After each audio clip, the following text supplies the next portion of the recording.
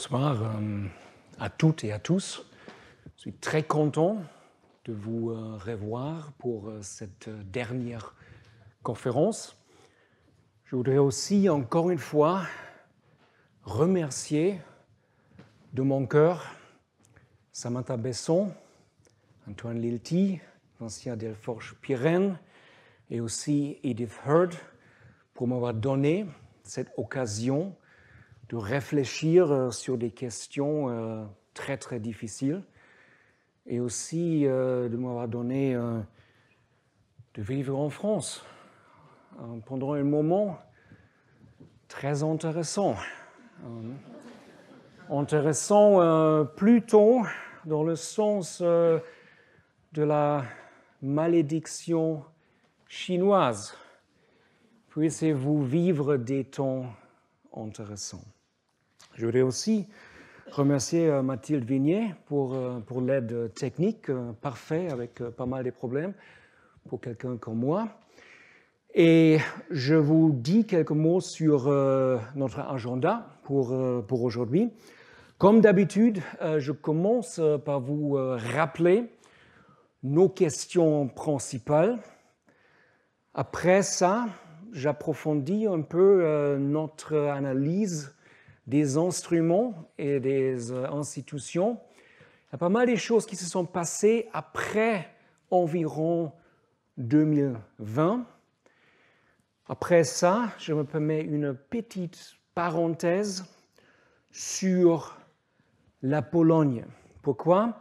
Parce que la Pologne, d'une certaine façon, est devenue le laboratoire en ce qui concerne la question comment est-on peut rétablir l'état des droits et la démocratie après une autocratie électorale.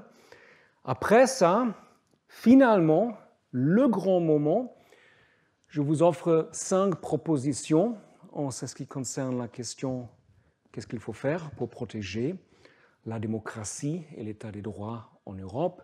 Et finalement, je réponds à quelques objections. Et après ça, si vous voulez, on peut discuter. Alors, comme d'habitude, voilà nos questions principales. Encore une fois, premièrement, serait une protection supranationale de la démocratie et de l'état des droits légitimes? Deuxièmement, la question des critères et aussi, pour être un peu plus précis, la vérification. Est-ce qu'il y a vraiment un problème avec la démocratie et l'état des droits dans un État membre de l'Union européenne? C'est plutôt une question épistémique.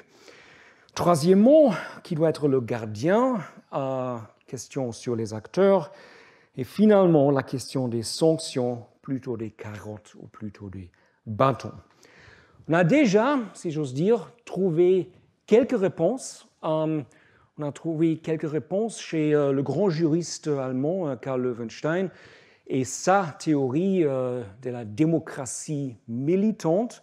Je vous rappelle que l'idée cruciale, c'est qu'on peut quelquefois, pour éviter des dangers pour la démocratie, faire des restrictions, des droits politiques fondamentaux.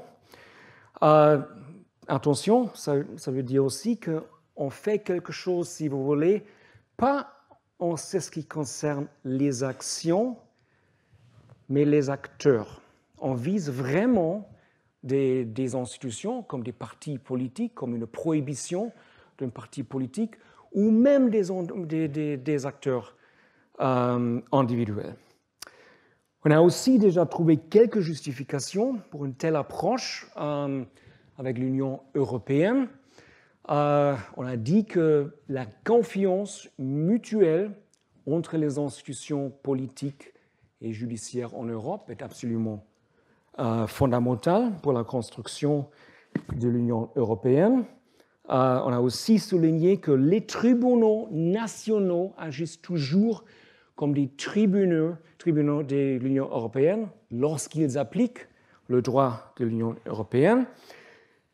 On a aussi souligné qu'on ne peut pas vraiment dire que les Hongrois, les Polonais doivent céder eux-mêmes, Parce qu'après tout, tous les citoyens européens ont le droit de n'être pas gouvernés par un gouvernement autocratique. Autrement dit, nous sommes tous interconnectés, pas seulement économiquement dans le marché unique, mais aussi politiquement dans l'Union européenne. Et j'ajoute juste un mot ici. D'une certaine façon, on pourrait aussi dire qu'il n'est pas possible d'être dans l'Union européenne et en même temps n'être pas dans l'Union européenne. Je m'explique. Si vous déclarez, par exemple, la primauté de la Constitution polonaise sur le droit européen, d'une certaine façon, c'est déjà une sécession. On veut avoir tous les avantages et, bien sûr, toutes les subventions. En même temps, on dit clairement qu'on ne respecte pas vraiment les règles. Évidemment, à mon avis, c'est une contradiction. Ça marche pas dans une structure politique. J'ajoute aussi un argument dont on a parlé la dernière fois, qu'en général, peut-être, l'Union européenne a un problème structurel. Évidemment, l'Union européenne n'est pas un État, mais d'une certaine façon, elle fonctionne quand même au moins comme une fédération. Mais normalement, dans une fédération, le centre a les moyens pour une, si vous voulez, ingérence dans un État membre d'une fédération où il y a la possibilité d'éjecter un État membre qui ne respecte pas les règles. Mais l'Union européenne a ni les moyens d'ingérence et ni la possibilité d'éjecter un État membre. C'est simplement pas prévu dans les traités. Comme vous savez, on peut quitter, comme la Grande-Bretagne, mais il est impossible de dire, voilà, c'est fini, il faut éjecter un État. Ça veut dire, effectivement, si vous posez la question, serait-il possible d'avoir même une dictature officielle au sein de l'Union européenne? D'une certaine façon, la réponse doit être oui, ça serait tout à fait possible. J'ajoute aussi que d'une certaine façon, inconsciemment sans doute, l'Union européenne a créé, c'est ce que notre collègue Dan Kellerman appelle un piège autocratique. Ça veut dire que d'une certaine façon, l'Union européenne peut financer les autocraties. On a vu ça très clairement pendant pas mal des années avec la Hongrie et aussi la Pologne. Et en même temps, peut-être moins évident, les frontières, évidemment, sont ouvertes. Et ça joue un rôle parce que les gens qui ne sont pas contents, en particulier les jeunes, ils peuvent sortir. Ils peuvent travailler à Paris, à Berlin, etc. Ce n'est pas comme pendant la guerre froide. Là, les mécontents, les dissidents restent forcément dans le pays. Maintenant, bon, on peut sortir et je dirais que ça peut effectivement signifier moins de pression sur des gouvernements plus ou moins autocratiques. J'ajoute un mot sur des conclusions en ce qui concerne les critères. On a dit qu'en ce qui concerne la démocratie, on peut adopter une définition assez minimale, si vous voulez. On a parlé de la possibilité d'alternance au pouvoir, ou aussi, selon l'expression de notre collègue Adam Przewalski, de l'incertitude institutionnalisée. Mais ici, on pourrait aussi évoquer la pensée de, par exemple, Claude Lefort, Et on peut parler de la démocratie comme un espace d'indétermination où il y a toujours une mise en discussion possible de ce qui devrait être la loi, le pouvoir et la société pour être ce qu'ils doivent être. Tout ça n'est pas vraiment possible dans une autocratie. Ça signifie aussi qu'on ne peut pas vraiment parler d'une démocratie illibérale. Si on veut dire une démocratie illibérale, ça veut dire qu'on a des élections, mais on n'a pas vraiment des droits. Ça n'a aucun sens. La démocratie ne marche pas sans des droits politiques fondamentaux. La démocratie sans droits, c'est une oxymore. Certes, il y a toujours une zone grise, c'est ce qu'on appelle souvent chez nos collègues en sciences politiques l'autoritarisme concurrentiel, avec peut-être une petite chance d'une alternance en pouvoir, des régimes hybrides, etc. Je ne veux pas dire que toutes les chances sont toujours claires, mais quand même, il est possible de parler de la possibilité d'alternance au pouvoir comme un critère assez fort. J'ajoute un mot sur les systèmes judiciaires. Et j'ai dit que, bon, tout le monde est d'accord en ce qui concerne l'indépendance du système judiciaire. Un aspect, peut-être moins évident, c'est l'impartialité des juges. Et ici, je m'appuie sur la pensée de Gertrud Löbe-Wolff, grand juriste allemand, ancien membre de la Cour constitutionnelle de Karlsruhe, qui nous offre la pensée que même si les juges ne prennent pas forcément des ordres politiques directs des partis politiques, il y a un problème si vous avez par exemple un tribunal, comme en Pologne, qui est complètement homogène, parce que chaque juge était nommé par le parti droit et justice. Et selon Löbe-Wolff, ça veut dire qu'on manque une certaine impartialité, on manque un pluralisme des perspectives, des arguments dans un processus délibératif. Et ça, évidemment, c'est aussi la raison pourquoi, dans pas mal des démocraties, les partis doivent trouver un consensus autour des juges. Et normalement, on n'accepte pas une situation où tous les juges sont nommés seulement par un seul parti.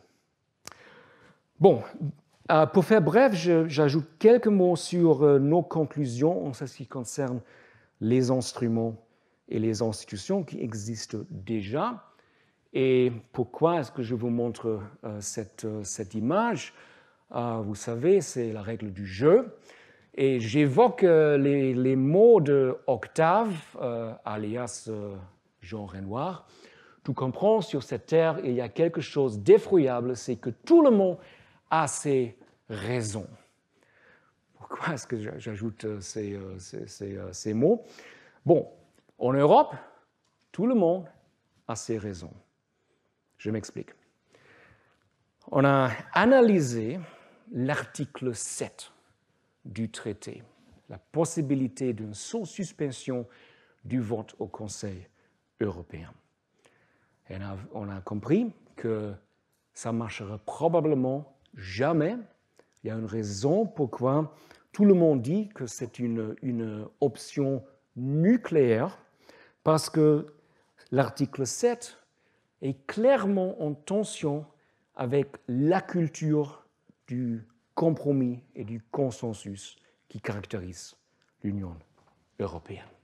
Moins évident, on ne peut même pas vraiment utiliser le mot autocratie dans les discussions au Conseil européen, parce que selon l'article 10 du traité, ça effectivement signifierait que toutes les décisions du Conseil européen seraient illégales, parce que c'est simplement pas permis d'avoir une autocratie au Conseil européen.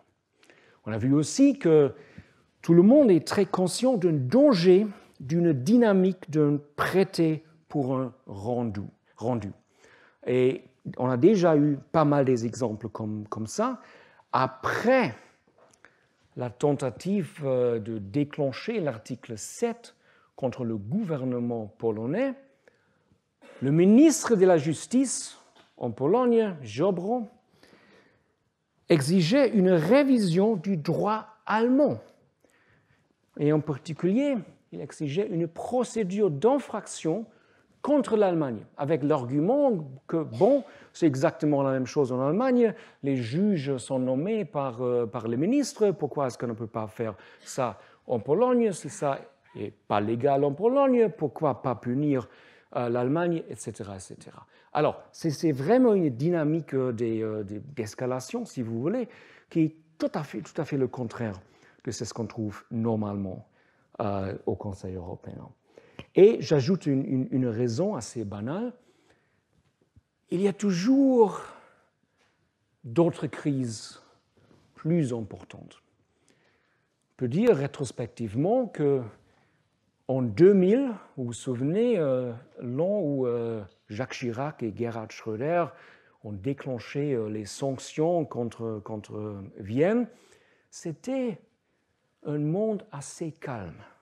Mais pendant la crise de l'euro, pendant la crise, entre guillemets, des réfugiés, avec la guerre en Ukraine, on peut toujours dire non.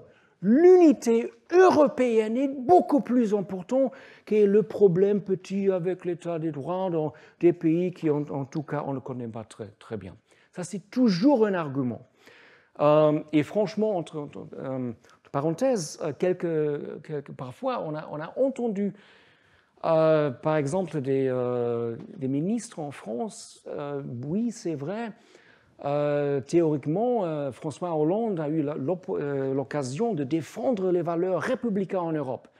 Mais Angela Merkel était contre, parce qu'avec la crise de l'euro, il y avait déjà beaucoup de pressions, beaucoup de problèmes, et évidemment, il était plus important de s'adresser aux problèmes économiques et financiers, et on laisse l'état des droits et la démocratie à côté.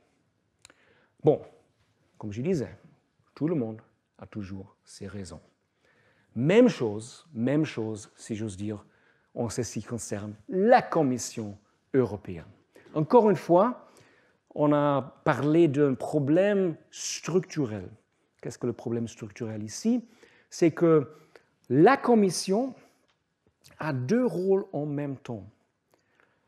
Elle est le gardien des traités, procureur général, si vous voulez, et en même temps, elle est un acteur politique, avec des idées politiques pour approfondir l'intégration européenne. Et on a parlé un peu des études de nos collègues, encore une fois, Dan Kellerman et Tommaso Pavone, qui trouvent que, d'une certaine façon, la Commission est disparue comme gardien du traité. Ils trouvent, je vous rappelle ces conclusions, qu'entre 2004 et 2018, les procédures d'infraction baissent par 67%.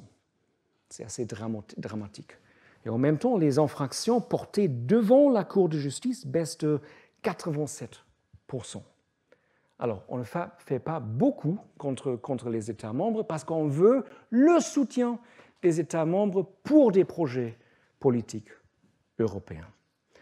Et on a parlé un peu de la hypothèse de notre collègue Laurent Pech, qui nous disent que, bon, la Commission dit toujours il manque des outils, la boîte à outils, on a des problèmes avec ça.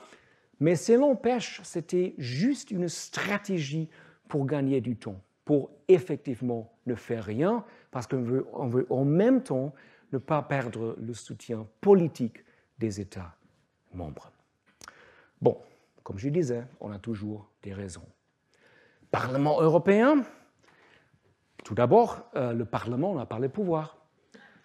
Et en plus, évidemment, le Parlement est vu comme partisan. C'est tout à fait légitime, mais ce n'est pas la même chose comme un gardien neutre des valeurs européennes.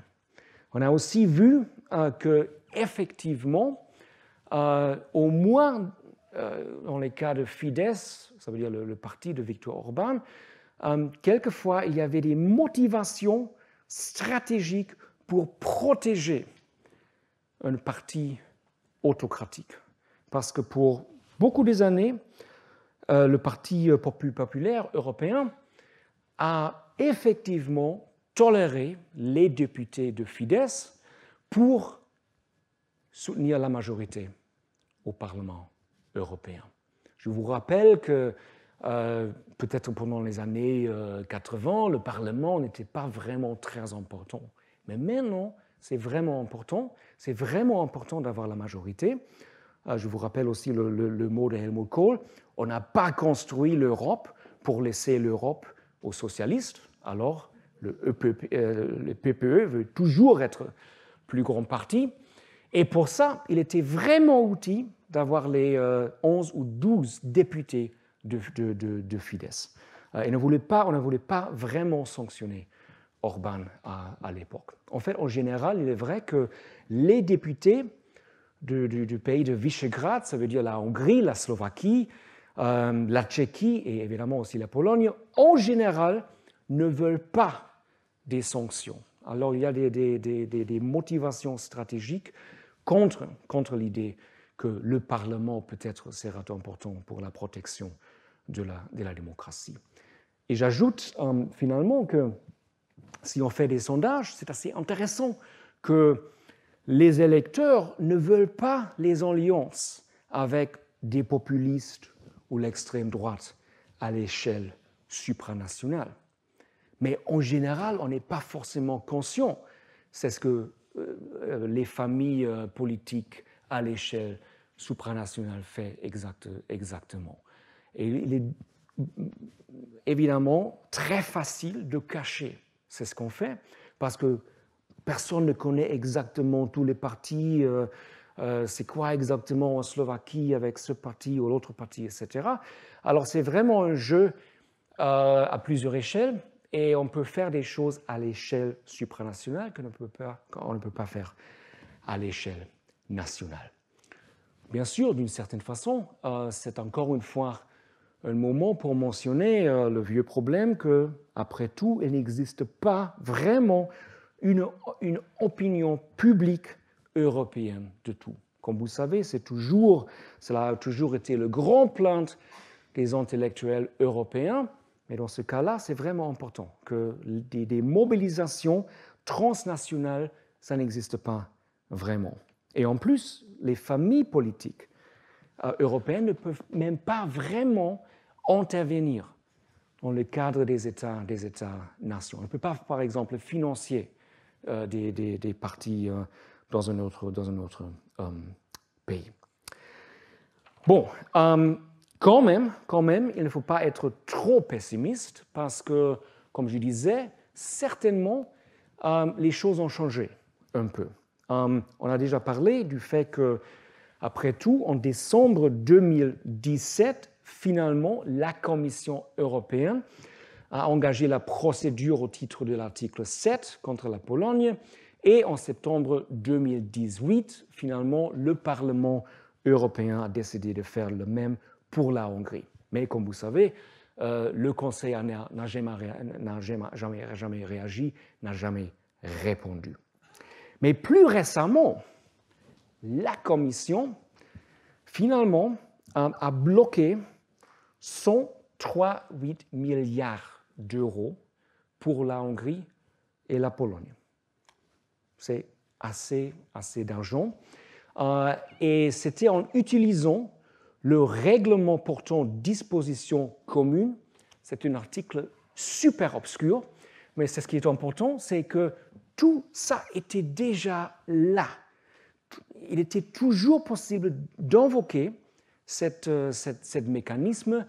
L'invention des nouveaux mécanismes, de nouveaux instruments n'était pas du tout nécessaire. Alors, ça renforce un peu l'hypothèse de Laurent Pech que l'invention des instruments, c'est ce qu'il appelle le cycle des inventions des instruments, peut-être après tout, n'était pas nécessaire du tout. En même temps, il est vrai que la Commission a aussi invoqué le nouveau règlement de conditionnalité pour lutter contre la corruption.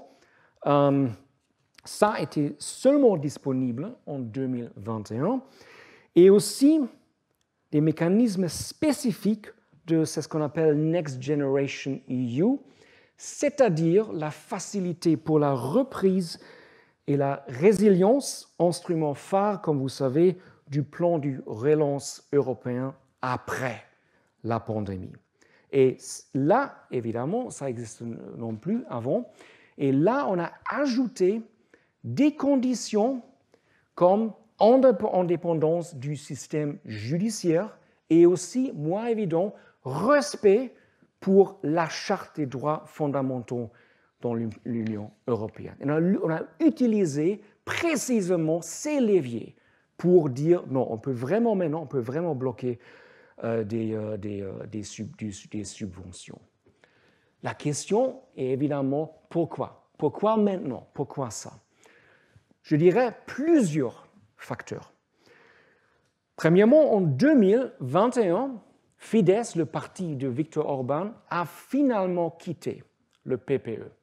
Alors, la protection disparue et le parti Droit et Justice, comme vous savez, n'était jamais dans le PPE, n'a jamais eu la même protection par une grande famille politique à l'échelle supranationale. Mais aussi, si vous voulez, un changement des stratégies chez les populistes eux-mêmes. Auparavant, Orban toujours faisait ce qu'il appelait la danse du paon. Ça veut dire, je dis une chose à Bruxelles, je dis une chose à l'audience européenne, et je fais d'autres choses chez moi, et aussi je dis autre chose chez moi, parce que personne ne comprend la langue hongroise, alors pas de problème. Mais environ en 2015-2016, la stratégie a changé. Soudainement, l'affrontement direct entre l'Europe et les gouvernements hongrois et aussi polonais. D'une certaine façon, on ne voulait plus, si j'ose dire, simuler, on ne veut plus freindre la conformité avec le droit européen.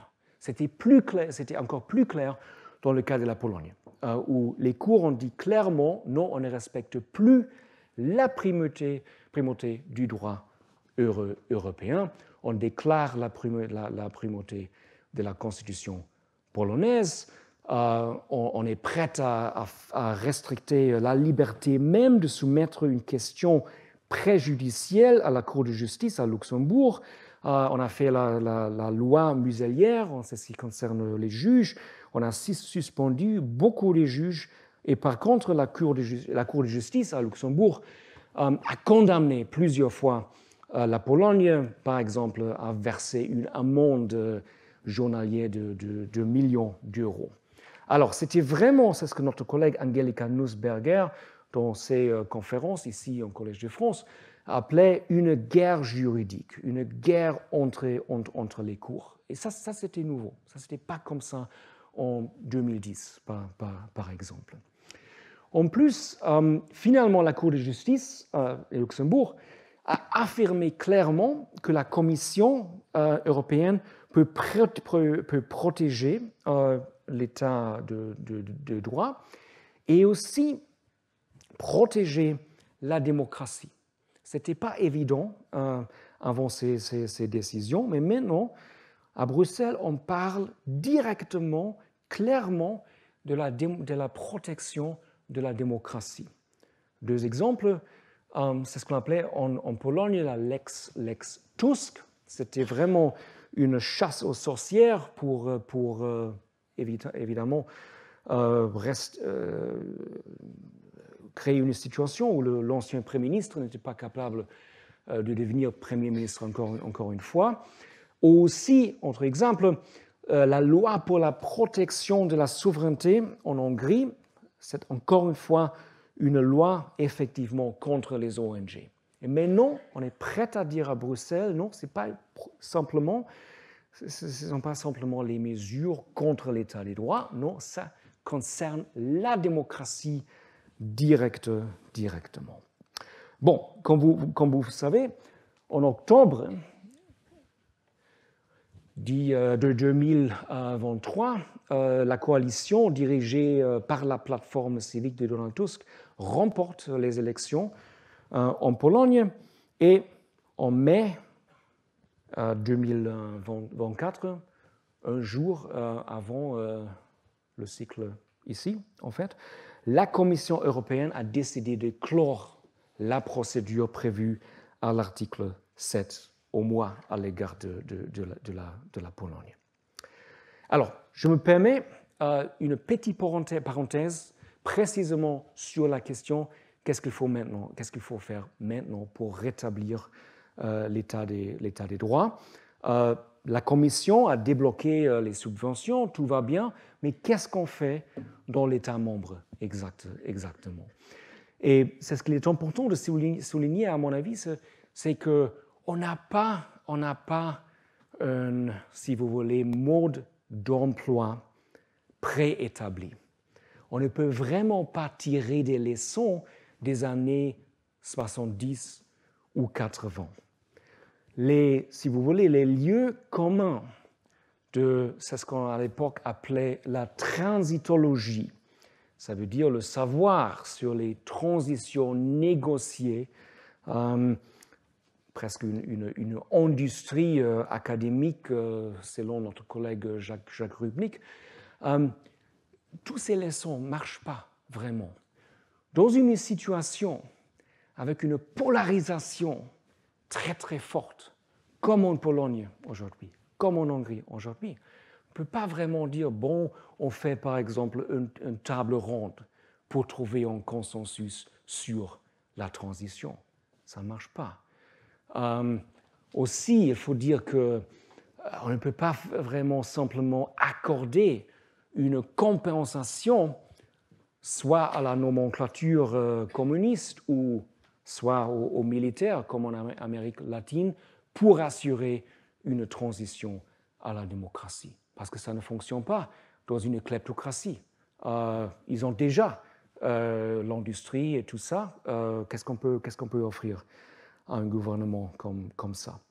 Alors, pour faire bref, la Pologne est vraiment le premier laboratoire en ce qui concerne une situation où l'égalité et légitimité sont clairement en tension, où il n'est pas du tout clair comment on peut renverser cet légalisme autocratique dont on a parlé dans la deuxième conférence, ou autrement dit, comment peut-on, si vous voulez, rétablir l'esprit des lois en respectant ou peut-être en ne respectant pas la lettre du loi.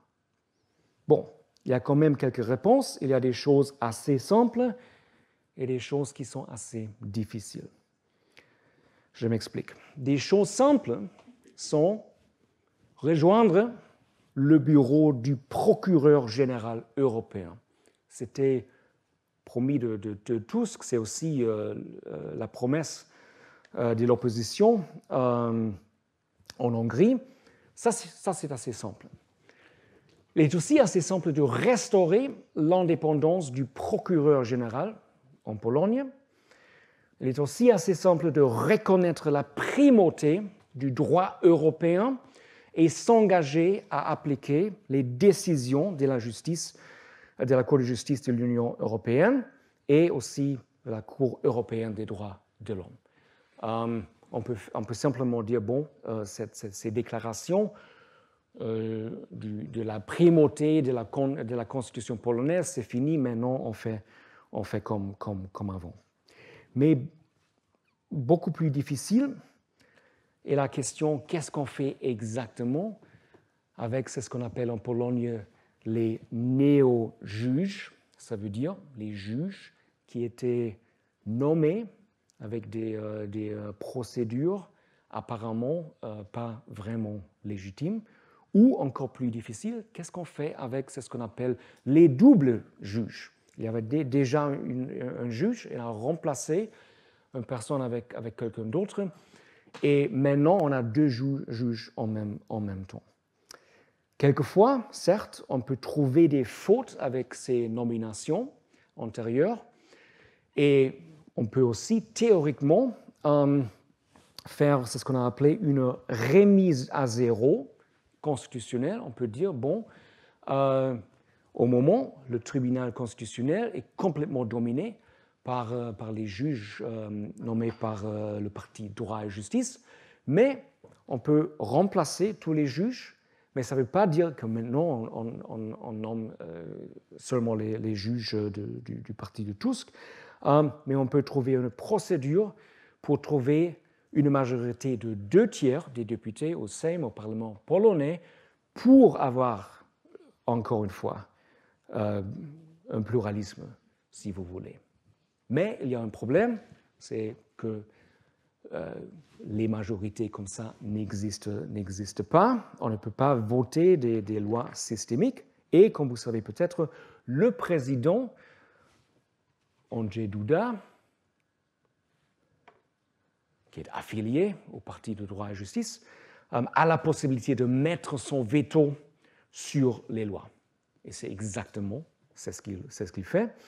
Et par conséquent, le gouvernement s'appuie au moment sur c'est ce qu'on appelle les déclarations parlementaires, c'est-à-dire de simples résolutions du Parlement, des mesures un peu ad hoc ou des brèches législatives. Mais clairement, ça donne l'impression d'une symétrie entre la situation comme avec droit et justice et c'est ce qu'on fait maintenant, ou autrement dit, on pratique c'est ce que l'on dénonce et d'une certaine façon, on peut comprendre la situation comme une prolongation d'une guerre civile froide dans un contexte d'une polarisation très très forte. Et certainement, les gens comme Duda ont critiqué cette situation. Duda parle de la tyrannie de l'état de droit ou même du terreur de l'état de droit. Kaczynski, l'homme fort du parti droit et justice, parle même de la dictature. Il compare la situation actuelle à la loi martiale introduite sous le régime communiste pendant les années 80. Et il évoque même les prisonniers politiques du régime de Tusk. Alors, vous voyez bien que dans une situation comme ça, table ronde, peut-être pas, consensus autour des juges, peut-être pas. Évidemment, ça ne veut pas dire qu'il faut accepter tout ça, juste pour souligner que, par exemple, une ancienne juge et aussi le premier ombudsman, je ne sais pas pourquoi on n'a pas dit ombudswoman en anglais, mais voilà. En Pologne, la grande défenseuse des droits de l'homme, Ewa Wiatrowska, dit, pour affaiblir cette impression d'une simple symétrie entre les deux parties, les auteurs de l'infection de notre système constitutionnel se réfèrent aux principes de l'ordre juridique qu'ils ont eux-mêmes violés et dont ils ont bétonné la possibilité d'amendement. Et j'ajoute aussi une citation du ministre de la Justice, c'était aussi un ombudsman et un grand militant des droits de l'homme, notre ami Adam Bodnar. Il a bien compris que sa tâche est extrêmement difficile, mais quand même, il insiste, et je cite, « Dans tous les cas, il faut rétablir l'état des droits pas à pas, là où c'est possible quand les conditions le permettent. Souvent, pour les citoyens, la confiance dans la justice ne passe pas tant par l'architecture globale des institutions que par leur fonctionnement concret au quotidien. Et là, nous avons des marges de manœuvre. » Voilà, ça c'est un peu la stratégie pour le moment, mais ça vaut vraiment la peine de suivre ce qui se passe en Pologne parce que, comme je disais, c'est vraiment le laboratoire pour un processus qui n'a vraiment pas des précédents. C'est vraiment pas, comme je disais, comme dans les années 70 ou 80. Bon, finalement, mes propositions en ce qui concerne la question quoi faire exactement. Premièrement, création d'un article pour éjecter un État membre. Ça peut donner l'impression d'être un peu brutal, mais après tout, par exemple, en mars 2022, il était tout à fait possible pour le Conseil de l'Europe d'expulser la Russie. Et tout le monde était d'accord qu'avec la guerre en Ukraine, c'est totalement justifié. Et si vous regardez d'autres organisations internationales en Afrique, soit en Amérique latine, il est normal d'avoir la possibilité d'une expulsion. Alors, pourquoi pas en Europe?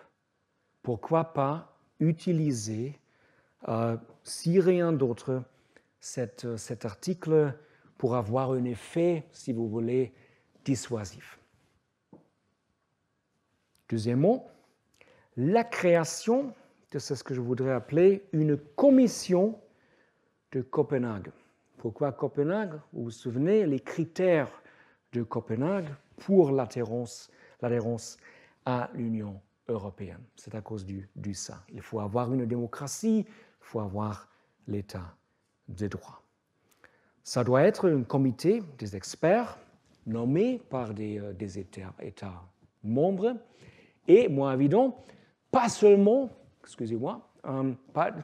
des juristes, mais aussi des personnages avec une expérience avérée en matière de jugement politique. Les anciens présidents, d'autres personnes avec, comme je disais, une expérience avérée en ce qui concerne le jugement politique.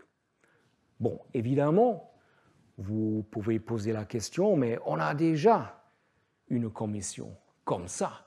Après tout, c'est la Commission de Venise, avec le titre, comme vous savez, officiel Commission européenne pour la démocratie par le droit. Alors, pourquoi doubler les institutions? Deux réponses. Premièrement, cette commission de Copenhague pourrait prendre l'initiative elle-même. Ça serait une différence importante. Et deuxièmement, à mon avis, ça serait des spécialistes pour précisément la situation en l'Union européenne. Et ce n'est pas évidemment le même que le Conseil de l'Europe. Pourquoi pas la Commission européenne?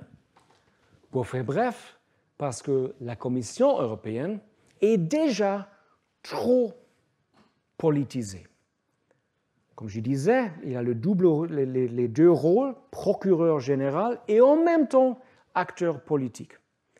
Et il est vrai qu'on a presque oublié toutes ces grandes promesses autour, bon, je connais seulement le long mot allemand, Spitzenkandidaten.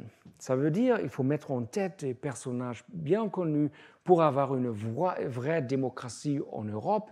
Les citoyens partout ont le sens que, bon, on vote vraiment pour le président ou la présidente de la Commission européenne. La dernière fois, on a déjà complètement abandonné cette idée. Personne ne savait vraiment qui était vraiment le candidat en tête pour les socialistes exactement. On connaît von der Leyen, évidemment, mais pas les autres. Quand même, ça reste une possibilité. Et on ne peut pas en même temps dire on veut un exécutif très, très politique, visiblement partisan, et en même temps, on dit non, ça doit être une institution neutre pour protéger la démocratie et l'état des droits. Alors, à cause de ça, il est nécessaire d'avoir une institution qui est dépolitisée. Quand même, selon mes idées, il serait possible, sur recommandation de la Commission de Copenhague, pour la Commission européenne, de suspendre des subventions. Parce qu'apparemment, après tout, ça marche. Mais attention, finalement, ce n'est pas la même chose que la démocratie militante. Démocratie militante, ça veut dire restriction des droits fondamentaux, mais n'a pas à avoir des subventions. Évidemment, ce n'est pas un droit fondamental dans le sens politique. Mais, troisièmement, c'est aussi à cause de ça que, à mon avis, il faut garder, maintenir les mécanismes qui existent déjà. Alors, on ne touche pas l'article 7, ça reste là, après tout. Il ne faut pas mettre tous ces œufs dans le même panier. On peut même imaginer que peut-être un jour, ça cesse d'être une arme, une option nucléaire. Il n'y a pas des raisons pour abolir ce qu'on a déjà. Quatrième proposition, renforcer le système politique à l'échelle européenne. Ça veut dire donner plus de pouvoir et aussi plus de ressources aux partis européens, y compris la capacité d'intervenir dans les États-nations. Avoir vraiment la possibilité des mobilisations transnationales, donner la possibilité aux gens de s'engager au nom de la démocratie, au nom de l'état des droits, pas seulement dans leur propre pays, mais dans d'autres pays, avec des ressources et avec des outils juridiques. Et finalement, et peut-être c'est moins évident, abandonner la rhétorique des valeurs européennes. Ici, je suis complètement d'accord avec notre collègue Justine Lacroix, qui disait pendant ses conférences ici au Collège de France que, je cite, « une préférence pour le langage immanent des droits et des libertés et contre les risques de paternalisme ou d'identitarisme auquel peut conduire l'exaltation de, entre guillemets, nos valeurs communes. » Autrement dit, au lieu de parler de valeurs, nous avons besoin, et je cite encore Justine, un affrontement civilisé entre diverses interprétations des droits proclamés. Autrement dit, la rhétorique autour des valeurs européennes, c'est trop arbitraire, c'est trop subjectif d'une certaine façon, et ça c'est crucial, ça ne permet pas vraiment de faire une distinction entre questions institutionnelles, si vous voulez, questions systémiques autour de la démocratie et l'état des droits. Vous vous souvenez des critères dont on a parlé? D'un côté ça, et l'autre côté, des questions morales très très controversées. Les enjeux, pour faire bref, des guerres culturelles. En ce qui concerne ces questions-là, je crois qu'après tout, il faut accepter quelque chose comme la subsidiarité. On n'est pas d'accord en Europe sur, par exemple, l'avortement. Moi, j'ai des opinions assez fortes, probablement comme tout le monde, mais on ne peut pas dire que, d'une certaine façon, il ne faut pas respecter le pluralisme, les hétérogénéités, si vous voulez, des traditions dans les pays membres de l'Union européenne. On peut en même temps respecter le pluralisme des systèmes judiciaires, mais là, on peut quand même trouver des critères pour dire, bon, il y a des situations où l'état de droit ne fonctionne plus.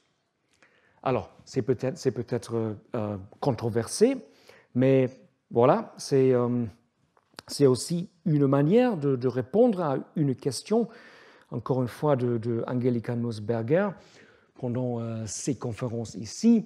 Elle posait la question, je cite, « Pourquoi ne pas être plus sensible aux valeurs traditionnelles des sociétés d'Europe de l'Est pour des questions où le consensus est difficile à atteindre ?» Bon, attention, parce que souvent, on a tendance d'exagérer le fossé entre Ouest et Est. Ce n'est pas forcément le cas qu'à l'Est, tout le monde est plus conservateur. On a parlé une fois du fait que c'était précisément parce que les idées sur l'avortement du Parti de droit et justice n'étaient pas du tout populaires en Pologne qu'on a laissé la décision à la Cour constitutionnelle. Alors, il faut se méfier de ces distinctions un peu essentialistes entre Ouest et Ouest, mais quand même, l'idée qu'il y a pas mal de choses où on n'est simplement pas d'accord, des choses qui ne touchent pas question de la démocratie, qui ne touchent pas question de l'état des droits, il faut accepter la diversité, le pluralisme. Et si on fait ça, on peut peut-être aussi éviter la judiciarisation de la politique. Vous vous souvenez, ça c'était toujours le problème pour pas mal de nos collègues qui nous disent, bon, le problème c'est que le constitutionnalisme, d'une certaine façon, a vaincu la démocratie, tout est maintenant une question des décisions des juges, etc. etc. Voilà. Les cinq propositions. J'ajoute simplement quelques réponses à ce que je pourrais imaginer comme objection immédiate. Premièrement, tout ça est trop technocratique. Parce que c'est typique des professeurs. Qu'est-ce que la solution? La solution, donnez-moi un conseil des sages. C'est un peu technocratique, élitiste, platoniste peut-être, gouvernement des philosophes et des juges, ou peut-être pire encore, macroniste. Il faut avoir simplement des experts et voilà, tout est résolu. Peut-être c'est justifié, mais en même temps, il n'y a aucune raison pour exclure d'autres possibilités. La lutte des partis continue. La lutte de la société civile, ça peut continuer. Autrement dit, c'est une fausse alternative de dire c'est seulement les experts ou la société civile. Il ne faut pas faire un choix ici, c'est un faux dilemme de dire on ne peut pas s'engager en même temps comme non-expert, comme membre de la société civile. Deuxièmement, peut-être mes propositions, après tout, nient la diversité, ne respectent pas vraiment la diversité, le pluralisme des traditions européennes. Et autrement dit, il y a un danger ici de créer un espace juridique homogène d'une certaine façon. On ne respecte après tout pas la subsidiarité et voilà, ça serait un danger. Oui, c'est aussi justifié, mais en même temps, je dirais que normalement, c'est ce qu'on trouve, ce ne sont pas vraiment des arguments pour la hétérogénéité des traditions constitutionnelles en Europe, mais c'est plutôt l'abus du constitutionnalisme comparatif. On invoque abusivement des arguments de l'identité nationale ou aussi de l'identité constitutionnelle. Et il ne faut pas simplement prendre au pied la lettre de ces arguments. Encore une fois, je cite Angelika Nussberger, l'identité constitutionnelle devient une âme fort vide que chacun peut remplir à sa guise. Et plusieurs fois, on a vu précisément ça avec, par exemple, encore une fois, le gouvernement polonais et aussi le gouvernement hongrois. En outre, il faut certainement se méfier des stratégies populistes. Qu'est-ce que je m'explique? Si un chef d'un gouvernement dit « c'est moi et seulement moi qui représente la nation », si vous êtes contre notre gouvernement, vous êtes contre notre nation, Ça, c'est précisément une stratégie populiste. Je cite par exemple un discours de Viktor Orban dans le Parlement européen en 2018. Vous êtes, c'est la Commission européenne, le Parlement, vous êtes sur le point de condamner non pas un gouvernement, mais un pays et un peuple. Vous allez condamner la Hongrie qui, depuis un millénaire, est membre de la famille des peuples chrétiens de l'Europe. Vous allez condamner la Hongrie qui s'est élevée et a pris les armes contre la plus grande armée du monde, contre les soviets, qui a fait le plus grand sacrifice pour la liberté et la démocratie. Je nie pas le sacrifice, etc., mais cette idée, c'est moi et seulement moi qui représente la Hongrie. Ça, c'est clairement une stratégie populiste. Troisièmement, on pourrait aussi dire, bon, après tout, c'est très typique d'avoir une commission de Copenhague, avoir des sanctions, etc. Parce que tout ça, c'est précisément ce que Didier Fasson appelle notre moment punitif. C'est le goût de punir tout le temps, il faut trouver des outils pour punir les gens, surveiller les gens, punir les gens, etc., etc. Et encore une fois, c'est tout à fait justifié d'avoir ces soupçons, de se poser des questions, d'avoir des inquiétudes. En même temps, c'est encore une fois un faux dilemme, parce qu'on peut en même temps faire beaucoup de choses si on a l'impression que ce n'est pas vraiment un problème politique, c'est peut-être vraiment un problème que un système judiciaire ne fonctionne pas à cause des problèmes techniques, le financement ne marche très bien. On peut faire pas mal de choses qui sont très, très positives. Ce n'est pas seulement une question des peines et des bloquer des subventions, etc., etc.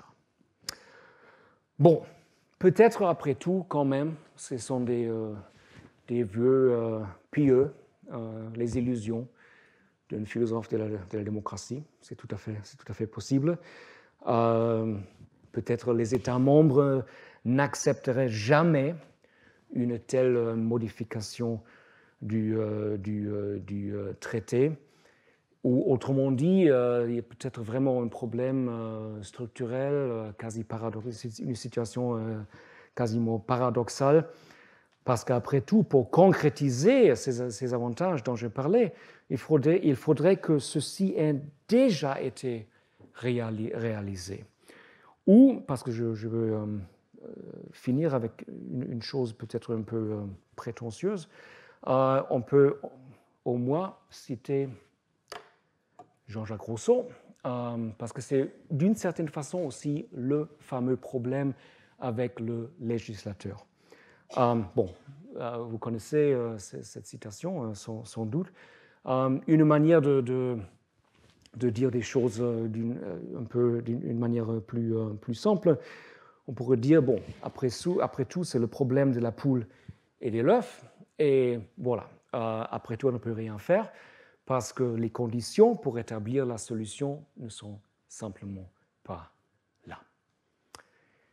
Et avec ça, je vous remercie pour votre écoute.